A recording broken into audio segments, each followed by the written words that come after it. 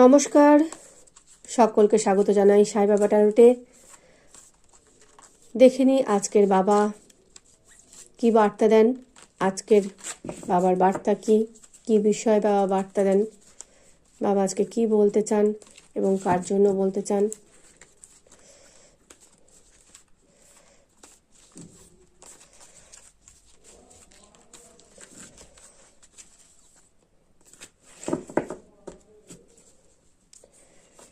একটি, দুটি, তিনটি, এই তিনটি কার্ড নেব।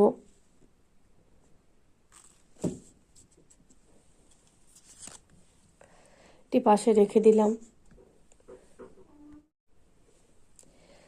দেখিনি বার্তাটি কি আসছে।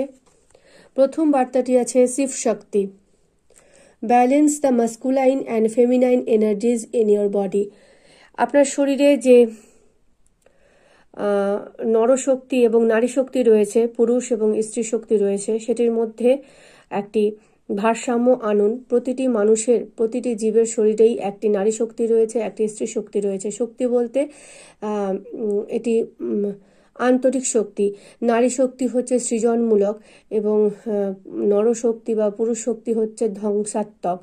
এই সৃজনমূলক এবং ধ্বংসাত্মক শক্তির মধ্যে একটা ব্যালেন্স আনুন, ভারসাম্য আনুন। কোনোটিরই আধিক্য জীবনের জন্য ভালো নয়। নারী শক্তি হচ্ছে নমনীয়তার প্রতীক।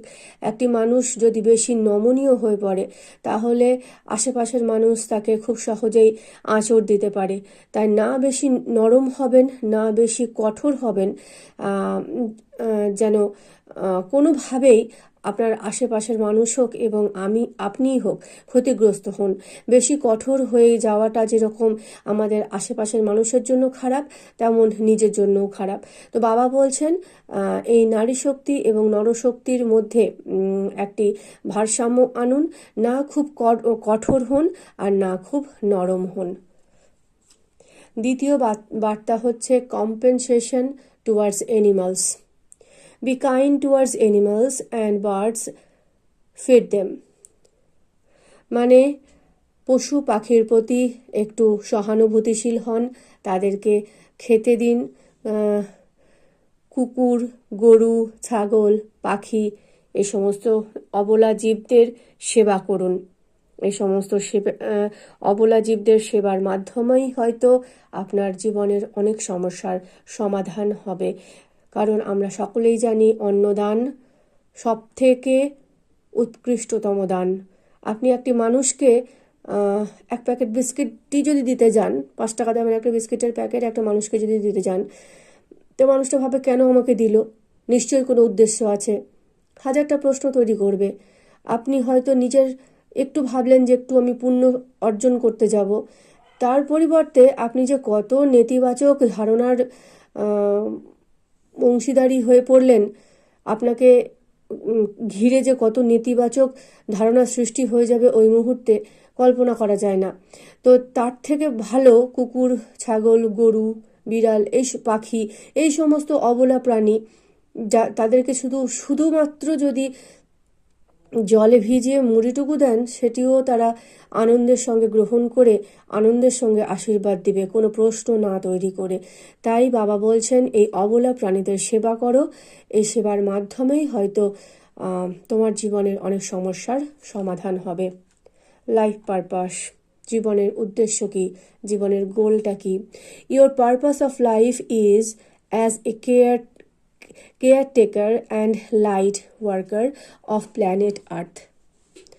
আপনার জীবনের উদ্দেশ্যই হচ্ছে এই পৃথিবীকে এই পৃথিবীর প্রতি যত্নশীল হওয়া, কেয়ারটেকার হওয়া, হালকা হাতে, মৃদু হাতে প্রকৃতির সঙ্গে ডিল করা, প্রকৃতিকে হালকাভাবে নেওয়া, যত্ন করা, লালন পালন করা। আপনি কিভাবে করবেন বা আমরা কিভাবে করব? এই যে বাবা আগেই বলে দিয়েছেন পশু পাখিকে সেবা করতে। পশু পাখি, গাছপালা, সমস্ত কিছুই প্রকৃতির অঙ্গ। শুধু গাছপালা বললে প্রকৃতি হবে না, আকাশ বললে প্রকৃতি হবে না, বাতাস বললে প্রকৃতি হবে না। গাছপালা, পশু পাখি, মানুষ, সমস্ত কিছুরই প্রকৃতির অঙ্গ। সমস্ত কিছুর প্রতি আপনি একটি সহানুভূতিশীল, একটি যত্নশীল দায়িত্ব পালন করুন। আপনার জীবনের উদ্দেশ্যটাই হচ্ছে মানে প্রকৃতির প্রতি একটি কি বলবো, প্রকৃতির আপনি সেবক। আপনার জীবনের উদ্দেশ্যটাই হচ্ছে আপনি প্রকৃতির সেবক। আপনি প্রকৃতিকে সেবা প্রদান করার জন্যই এই পৃথিবীতে এসেছেন, এই ধরাতলে এসেছেন। তো আপনি যদি আপনার জীবনের উন্নতি সাধন করতে চান, সমস্যার সমাধান পেতে চান, তাহলে আপনাকে প্রকৃতির সেবা করতে হবে। এই ছিল আজকের রিডিং। ছোট রিডিং করতে গিয়ে বেশ বড় রিডিং হয়ে গেল। তো যাই হোক, আজকের বার্তা বাবার আপনাদের দিলাম। ভালো লাগলে অবশ্যই আমার পাশে থাকবেন। টাটা।